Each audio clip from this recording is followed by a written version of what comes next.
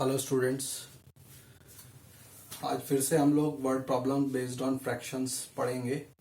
ये मेरी फ्रैक्शंस पर बेस्ड फ्रैक्शंस पर वर्ड प्रॉब्लम्स पर बेस्ड ये मेरी एक थर्ड वीडियो है। ओके, अभी इस पे कुछ वर्ड प्रॉब्लम्स और हैं जो मैं आप लोगों के सामने रखूंगा। उन क्वेश्चंस को मैं आपके सामने लेकर के आऊंगा। चलिए आज हम लोग बात करते हैं एक नए क्वेश्चन की। क्वेश्चन है, find the area of square. Find the area of the square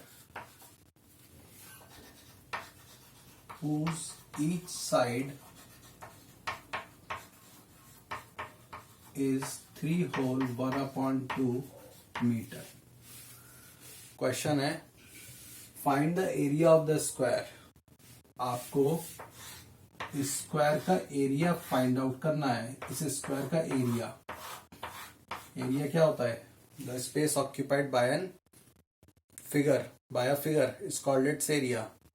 एक फिगर कितना स्पेस कवर करती है, उस कवर्ड स्पेस को हम बोलते हैं एरिया। ओके, तो क्वेश्चन में कहा गया इस स्क्वायर का आपको एरिया बताना है। इस स्क्वायर का आपको एरिया बताना है जिसमें कि हर एक साइड 3 होल 1/2 मीटर है। Find the area of the square whose each side is 3 whole 1/2 metre. हर एक साइड उसमें 3 होल 1/2 मीटर है। तो एरिया बताना है। तो एरिया ऑफ द स्क्वायर का पहले तो फॉर्मूला पता होना चाहिए। एरिया ऑफ द स्क्वायर का फॉर्मूला होता है साइड इंटू साइड। याद रखिएगा, पेरीमीटर ऑफ द स्क्वायर होता है 4 इंटू साइड। पेरीमीटर और एरिया ऑफ द स्क्वायर होता है साइड इंटू साइड। ओके, ये है स्क्वायर से रिलेटेड फॉर्मूले, perimeter of the square and area of the square. Okay, और पेरीमीटर ऑफ रेक्टेंगल क्या होता है? यहां पर हमने बात करी स्क्वायर की, ये स्क्वायर के फॉर्मूले थे। और पेरीमीटर ऑफ रेक्टेंगल का फॉर्मूला क्या होगा? 2 इंटू एल प्लस बी। और एरिया ऑफ द रेक्टेंगल क्या होगा? Length into breadth. ठीक है, इन फॉर्मूलों को आपको लर्न करना होगा। ये फॉर्मूला है रेक्टेंगल के लिए, ये रेक्टेंगल के लिए है। ये दोनों ही फॉर्मूले रेक्टेंगल के लिए हैं और ये दोनों फॉर्मूले स्क्वायर के लिए हैं। एक बात का ध्यान रखिएगा, जब हम पेरीमीटर फाइंड करते हैं, चाहे वो रेक्टेंगल का फाइंड करें या स्क्वायर का फाइंड करें, तो पेरीमीटर की जो यूनिट आती है उसमें हम मीटर, सेंटीमीटर लिखते हैं। मीटर, सेंटीमीटर, मिलीमीटर लिखेंगे।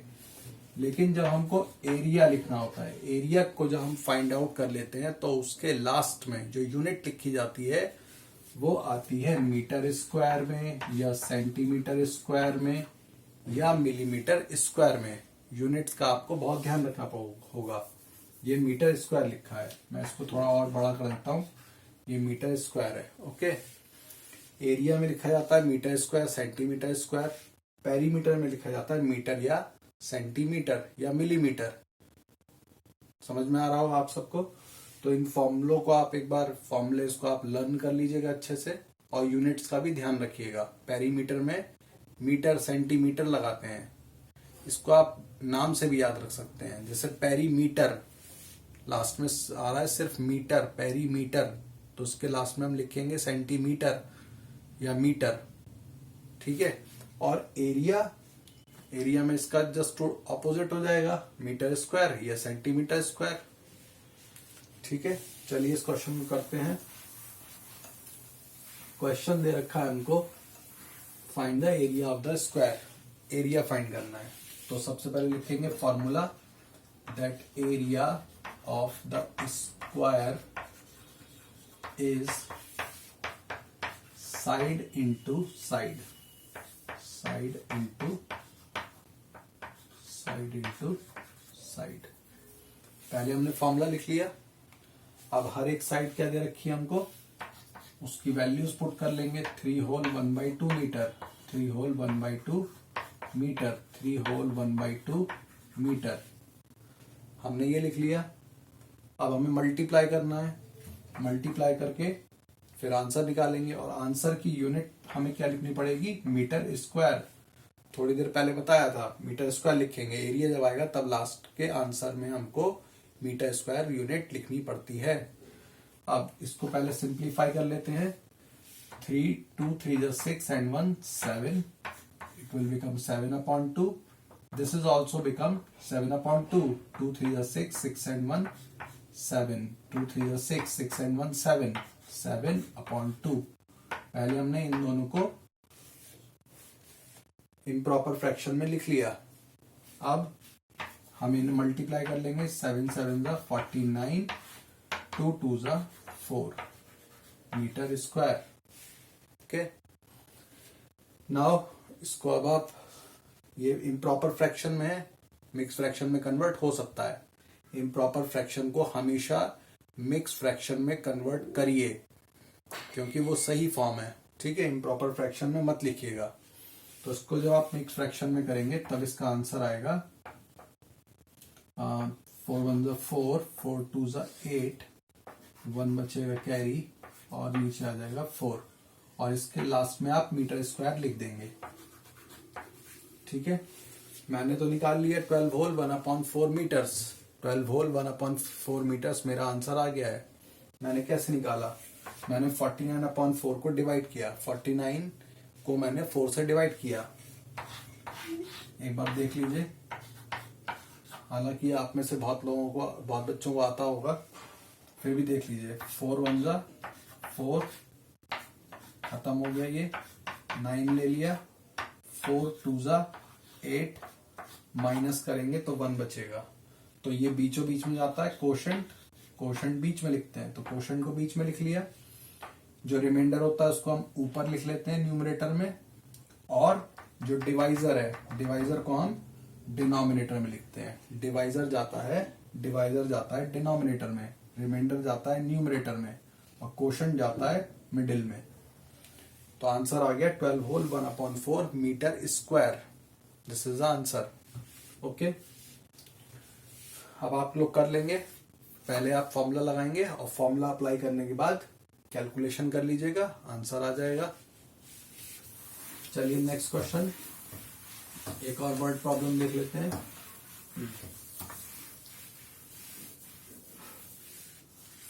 Question is, divide the product of the product of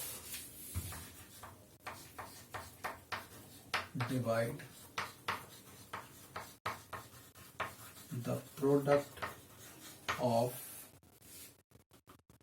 4 hole 1/2 meter and 2 hole 1/6 meter by 4 hole 1/3। Sorry, यहाँ पर मीटर नहीं आ रहा है कहीं पर भी, ये डायमेंशन नहीं है, मीटर नहीं है इसमें। ठीक है, तो हमको क्वेश्चन में लिखा है divide the product of this and this number. आप लोगों को क्वेश्चन दिख रहा होगा, नहीं दिख रहा है तो मैं कैमरा थोड़ा पास में ले आता हूं। Divide the product of 4 whole 1/2 and 2 whole 1/6 by 4 whole 1/3। Okay, ये हमारा क्वेश्चन है। देखिए करते हैं। Divide the product of this and this by this and this by this. तो आपको डिवाइड करना है किसको, इन दोनों नंबर्स के प्रोडक्ट को। किससे, 4 होल 1/3 से। आइए एक्सप्रेशन बना के समझते हैं। डिवाइड द प्रोडक्ट मीन्स जो प्रोडक्ट आएगा उसको हमें डिवाइड करना है बाय 4 होल 1/3। क्वेश्चन में क्या लिखा है, डिवाइड द प्रोडक्ट।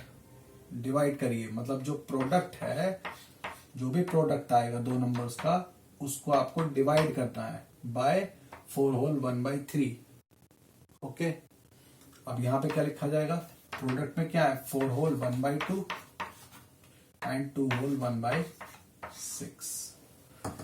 सिर्फ आपको इसे सॉल्व करना है। सॉल्व कैसे करेंगे, सबसे पहले हम इसको, इस पार्ट को, ब्रैकेट को हम सॉल्व करेंगे, फिर फाइनली हमको डिवाइड करना पड़ेगा 4 होल 1/3 से। ओके, पहले इसको सिंप्लीफाई कर लेते हैं। सिंप्लीफाई करके मिलेगा 2 4 जा 8 एंड 1 9, 9/2 मल्टीप्लाई 2 6 जा 12 and 1 13, 13/6 and it is divided by 3 4 जा 12, 12 and 1 13/3। ओके, तो अभी ये आ गया। अब देखिए यहाँ पर हम लोगों ने पिछली वीडियोस में सीखा है कि जो भी डिनोमिनेटर और न्यूमरेटर के नंबर है वो कैंसिल हो सकते हैं। शर्त क्या है, शर्त है कि बीच में मल्टीप्लाई आना चाहिए, बीच में मल्टीप्लाई आना चाहिए। तो आप इन दोनों नंबर्स को एक ही टेबल से काट लीजिए। 3 से कट रहे हैं ये दोनों नंबर्स, 9 और 6 3 से कट सकते हैं, तो काट लीजिए। 3 3 जा 9, 3 2 जा 6। फाइनली आपके पास क्या आया, 3 और 13 आया, और डिनोमिनेटर में 2 और 2 आया। तो आप इसको सिंप्लीफाई कर लीजिए। 13 3 जा 39, 13 3 जा 39 इज डिवाइडेड बाय 2 2 4। और फाइनली अब हमें डिवाइड करना है 13/3 से। 13/3 से हमें डिवाइड कर लेना है। अब इसको सॉल्व करना हम लोग जानते हैं कि फर्स्ट टर्म को हम लोग ऐसे ही लिखते हैं, डिवाइड का बन जाता है मल्टीप्लाई, डिवाइड का बन जाता है मल्टीप्लाई, और जो बाद में जो नंबर दे रखा है या जो डिवाइजर है उसको हम रेसिप्रोकल कर लेंगे। तो इसको रेसिप्रोकल कर लीजिए, 3/13, इसका हमने रेसिप्रोकल कर लिया। अब अगेन कैंसिल कर सकते हैं। 13 और 39 देखिए ये दोनों कैंसिल हो जाएंगे 13 से, तो आप इनको कैंसिल कर लीजिए। 13 से कैंसिल हो जाएंगे, 13 1 जा 13, 13 3 जा 39। ओके, 13 1 जा 13, 13 3 जा 39। फाइनली क्या हुआ, 3 3 जा 9 and 4 1 जा 4। So the answer will be 9/4। इसको 9/4 को आप कन्वर्ट करिएगा, 9/4 को आप कन्वर्ट करिएगा इसमें, मिक्स फ्रैक्शन में, और कमेंट बॉक्स में बताइएगा कि आंसर क्या आता है इसका। चलिए इसके बाद नेक्स्ट क्वेश्चन देख लेते हैं। इसका आप स्क्रीनशॉट ले लीजिए। एक और क्वेश्चन देखते हैं वर्ड प्रॉब्लम्स में ही।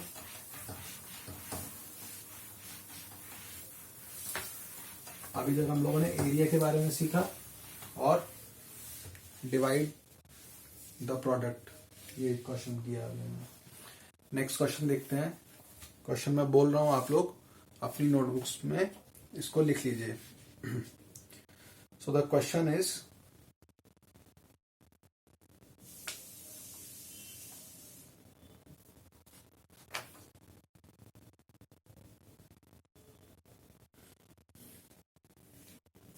question is, an ornament is made of gold and copper with the weight of 57 gram। मैं दोबारा रिपीट कर रहा हूं, an ornament is made of gold and copper with the weight of 57 gram। ornament का मतलब आभूषण। full stop। if 3/19 of its copper, अगर 3/19 copper है, full stop, find the weight of pure gold in it, find the weight of pure gold in it.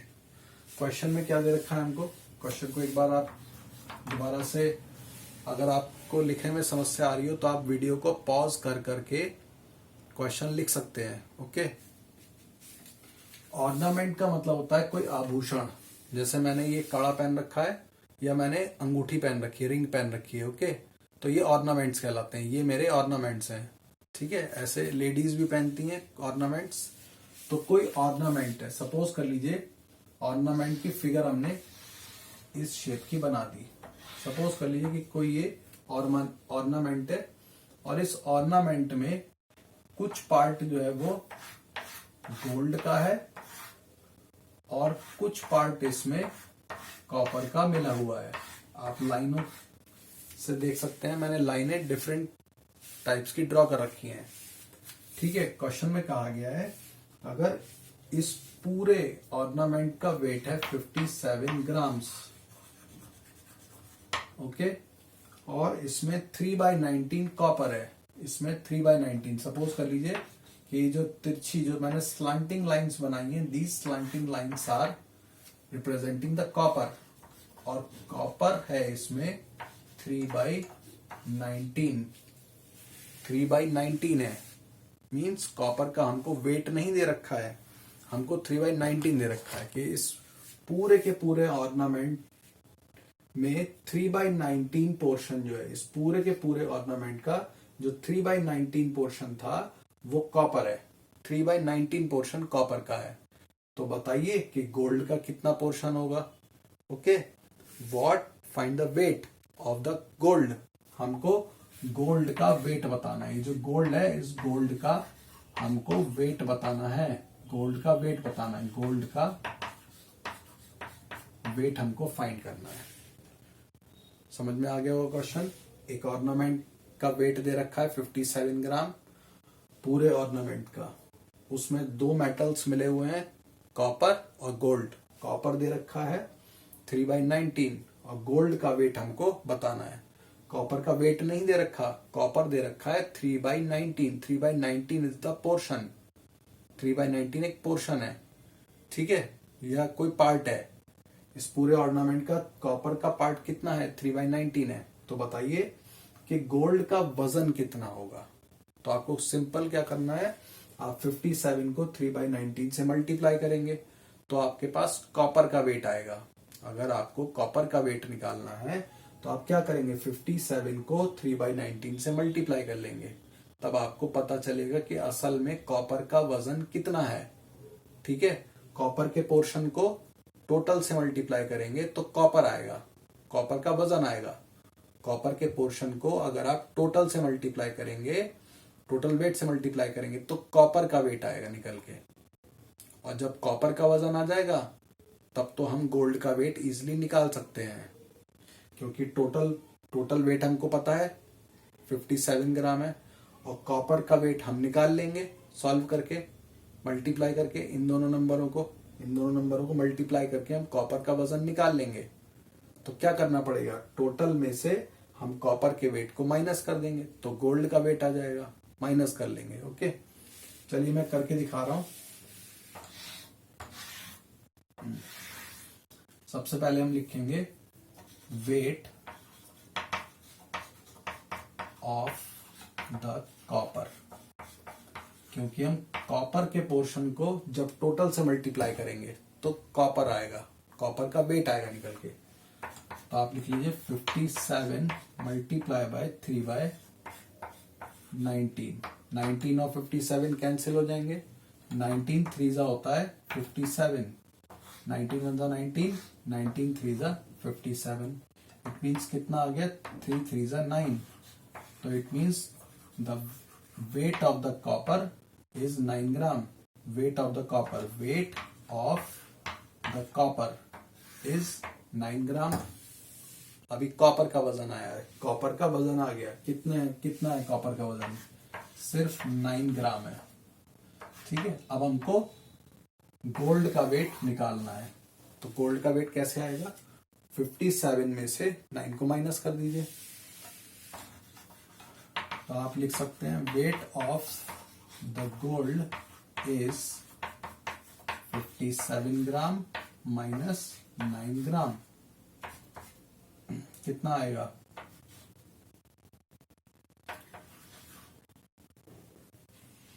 17 minus 9 is 8 and this is becomes 48 grams। तो 48 gram gold इसमें मिला हुआ है। Ornament, ornament का मतलब होता है आभूषण हिंदी में, ठीक है, आभूषण होता है। तो आभूषण में बहुत सारे जो सुनार लोग होते हैं ये मिलावट कर देते हैं, क्योंकि कॉपर भी देखने में येलो कलर का होता है और गोल्ड तो है ही येलो, तो दोनों येलो है। तो क्या करते हैं कि गोल्ड में कॉपर को मिक्स कर देते हैं, गोल्ड में कॉपर, थोड़ा सा कॉपर मिला देते हैं जिससे कि पता ही नहीं चलता, और उनकी थोड़ी सी मिलावट हो जाती है। वो ये क्यों करते हैं, जिससे कि वो थोड़ा सा पैसा बना सकें, ठीक है, जिससे कि वो थोड़ा और ज्यादा पैसा अपने लिए बना सकें। हालांकि ये चीज गलत है, ऐसा नहीं करना चाहिए, ठीक है। This was all about the word problems based on the fraction. I hope this video was helpful to you, and thanks for watching the video. Thank you once again.